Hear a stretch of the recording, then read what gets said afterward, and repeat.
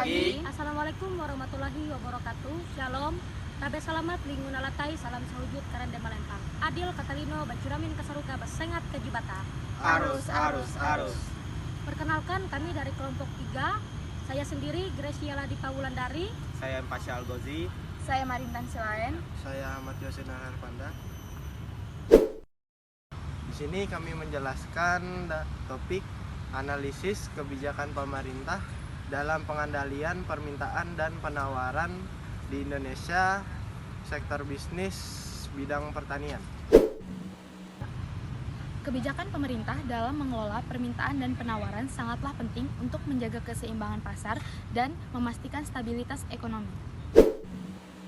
Tujuan utama dari presentasi ini adalah untuk menganalisis kebijakan pemerintah terkait pengendalian permintaan dan penawaran di sektor pertanian pada subsidi bisnis dan regulasi ekspor dan impor. Konsep dasar permintaan dan penawaran di sektor pertanian sangat mempengaruhi harga dan ketersediaan produk. Permintaan mencerminkan jumlah barang yang ingin dibeli konsumen pada berbagai tingkat harga, sedangkan penawaran adalah jumlah barang yang tersedia untuk dijual. Selain itu, teori ekonomi juga dapat digunakan sebagai alat untuk menjelaskan mengapa harga produk-produk pertanian naik atau turun selama periode waktu tertentu. Mengapa harga yang dibayar oleh konsumen lebih tinggi daripada harga yang diterima oleh petani. Dan masih banyak pertanyaan-pertanyaan lainnya yang dapat dijelaskan jawabannya berlandaskan pada teori ekonomi. Semuanya ini akan dapat berjalan dengan baik bila didasarkan pada informasi yang akurat dengan menggunakan analisis ekonomi pertanian. Konsep elastisitas permintaan dan penawaran di sektor pertanian mempengaruhi respon petani terhadap perubahan harga dan kebijakan pasar. Elastisitas permintaan menunjukkan seberapa besar perubahan jumlah yang diminta terhadap perubahan harga. Sedangkan elastisitas penawaran menggambarkan respon petani dalam meningkatkan produksi saat harga naik. Dalam ranah ekonomi manajerial, teori elastisitas permintaan memegang peran penting dalam pengambilan keputusan yang berkaitan dengan harga, penawaran, dan strategi pemasaran. Faktor utama yang mempengaruhi elastisitas permintaan diantaranya adalah ketersediaan barang substitusi, proporsi pendapatan yang dihabiskan untuk barang tersebut, serta jangka waktu yang diberikan untuk merespon perubahan harga. Dengan demikian, pemahaman yang mendalam tentang elastisitas harga menjadi kunci untuk merancang promosi yang tepat sasaran, serta diferensiasi produk yang mampu mempertahankan atau bahkan meningkatkan pangsa pasar meskipun ada perubahan harga. Kebijakan fiskal dan moneter berperan penting dalam menjaga stabilitas ekonomi dan kesejahteraan petani. Melalui subsidi pangan dan insentif pajak, pemerintah berupaya mengurangi fluktuasi harga komoditas pertanian dan meningkatkan pendapatan petani. Subsidi pangan seperti program Raskin diberikan kepada masyarakat miskin untuk membantu mereka menghadapi kenaikan harga pangan. Selain itu, pemerintah juga memberikan insentif berupa penghapusan bea masuk atas bahan pangan dan baku untuk menjaga kestabilitasan harga. Kebijakan moneter turut mendukung stabilitas inflasi dan harga melalui pengaturan suku bunga. Teori intervensi pasar oleh pemerintah dalam sektor pertanian bertujuan untuk mengatasi ketimpangan harga dan distribusi produk melalui beberapa langkah, seperti penetapan harga minimum untuk melindungi produsen dari tengkulak dan harga maksimum untuk melindungi konsumen dari harga yang terlalu tinggi. Pemerintah juga dapat mengatur pajak untuk melindungi produsen dalam negeri dengan mengenakan tarif pajak yang tinggi pada barang impor, serta memberikan subsidi untuk membantu produsen pertanian menghadapi fluktuasi harga dan meningkatkan produksi. Intervensi pemerintah dalam pasar bergantung pada efektivitas pasar, di mana pemerintah bertindak sebagai regulator dan supervisor jika pasar sudah efektif, namun akan lebih terlibat jika pasar belum berjalan dengan optimal. Kebijakan subsidi di sektor pertanian bertujuan menjaga ketahanan pangan, meningkatkan produksi, dan melindungi kesejahteraan petani. Pemerintah memberikan subsidi dalam bentuk pupuk, benih, serta harga pembelian serta harga pembelian hasil pertanian agar tetap terjangkau bagi masyarakat dan menguntungkan bagi petani. Subsidi juga digunakan untuk menjaga stabilitas harga dan pasokan pangan dalam negeri, terutama menghadapi tantangan seperti perubahan iklim dan bencana alam. Meski demikian, pelaksanaan subsidi sering menghadapi kendala seperti distribusi yang tidak merata dan masalah efisiensi. Namun, subsidi pertanian tetap menjadi instrumen penting untuk menjaga stabilitas sosial ekonomi, terutama di daerah pedesaan. Kebijakan subsidi dan regulasi ekspor impor mempengaruhi permintaan dan penawaran di sektor pertanian. Subsidi ekspor meningkatkan daya saing produk lokal di pasar internasional, mendorong pertumbuhan ekspor dan meningkatkan harga domestik. Sebaliknya, pembatasan impor melalui tarif dan kuota melindungi produsen lokal dengan mengurangi persaingan dari barang impor yang dapat meningkatkan harga dan produksi domestik.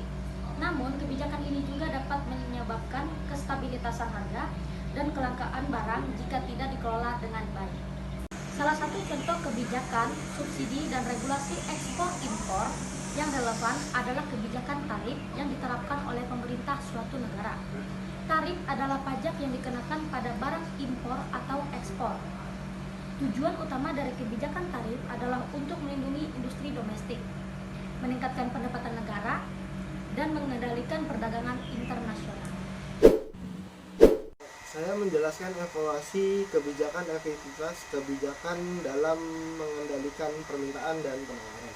Subsidi dan regulasi ekspor impor di sektor pertanian merupakan kebijakan strategis yang diterapkan oleh pemerintah Indonesia untuk menjaga stabilitas permintaan dan penawaran produk pertanian, terutama dalam menghadapi dinamika pasar dan tantangan global. Studi-studi yang dilakukan oleh para peneliti di Indonesia menunjukkan bahwa subsidi telah memainkan peran penting dalam meningkatkan produktivitas pertanian. Kebijakan pembatasan ekspor produk pertanian pada saat panen raya dapat membantu menstabilkan harga produk di dalam negeri.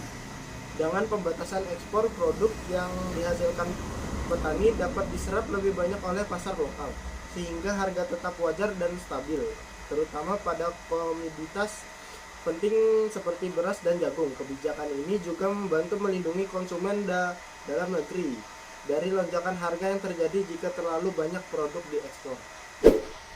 Efek samping dari kebijakan ini adalah kebijakan subsidi dan ekspor impor memiliki dampak negatif yang perlu diperhatikan dalam konteks pengendalian permintaan dan penawaran di sektor pertanian. Salah satu dampak dari pertanian subsidi pupuk adalah munculnya ketergantungan petani pada bantuan tersebut. Jika tiba-tiba dihentikan atau dikurangi, petani akan menghadapi kenaikan biaya produksi yang mengganggu berkelanjutan usaha ini.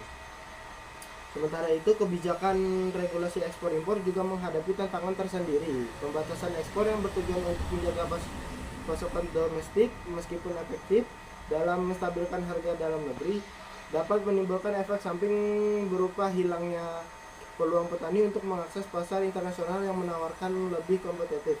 Hal ini dapat mengurangi pendapatan petani yang menghambat daya asing produk pertanian Indonesia di pasar global.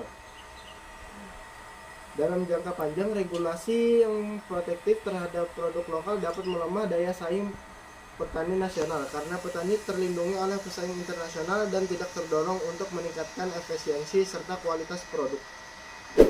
Evaluasi kebijakan adalah proses penilaian terhadap efektivitas, efisiensi, dan dampak dari suatu kebijakan. Dalam konteks membandingkan evaluasi kebijakan dengan kebijakan serupa atau dari negara lain, evaluasi ini bertujuan untuk menilai bagaimana suatu kebijakan diimplementasikan di suatu daerah, wilayah atau negara dibandingkan wilayah negara lain yang memiliki kebijakan serupa.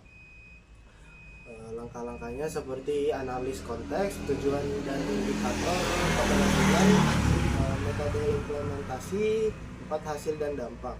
Evaluasi kebijakan dengan membandingkan kebijakan serupa dari negara lain memberikan wawasan tentang praktik terbaik, kelemahan, dan peluang perbaikan. Ini juga membantu pengambilan kebijakan mengadaptasi pendekatan yang telah berhasil di tempat lain sesuai dengan konteks lokal mereka. Jadi di sini kami menyimpulkan bahwa analisis konsep dasar permintaan dan penawaran di sektor pertanian menunjukkan bahwa harga dan ketersediaan produk pertanian sangat dipengaruhi oleh faktor-faktor seperti produksi, distribusi, dan kebijakan pemerintah. Begitupun analisis konsep elastisitas, permintaan, penawaran di bidang sektor pertanian mempengaruhi respon petani terhadap perubahan harga dan kebijakan pasar. Analisis kebijakan fiskal dan moneter dapat membantu mengendalikan permintaan dan penawaran di sektor pertanian yang penting untuk menjaga stabilitas ekonomi dan kesejahteraan petani. Analisis teori intervensi pasar oleh pemerintah dapat diterapkan untuk mengatasi ketimpangan harga dan distribusi produk di sektor pertanian. Dengan demikian, bahwa sinkronisasi kebijakan pertanian, peran aktif pemerintah, prioritas produksi dan produktivitas, serta implementasi konsisten dan fokus pada pertanian berkelanjutan sangatlah penting untuk meningkatkan hasil pertanian di Indonesia. Beberapa saran untuk perbaikan kebijakan pemerintah dalam pengendalian permintaan dan penawaran di bidang sektor pertanian seperti bisa meningkatkan infrastruktur pertanian, irigasi, jalan akses dan fasilitas penyimpanan ataupun memperkuat mekanisme stabilitas harga baik, mendukung integrasi pasar yang lebih baik lagi dan perlu memberikan subsidi yang tepat sasaran dan dukungan kepada petani, dan juga wajib melakukan evaluasi berkala terhadap dampak kebijakan yang diterapkan kepada petani. Harapannya kepada pemerintah adalah kebijakan pemerintah dalam pengendalian permintaan dan penawaran di sektor pertanian dapat lebih efektif lagi. Sekian presentasi singkat dari kelompok kami, kelompok 3. Mohon maaf jika ada kekurangan. Wassalamualaikum warahmatullahi wabarakatuh.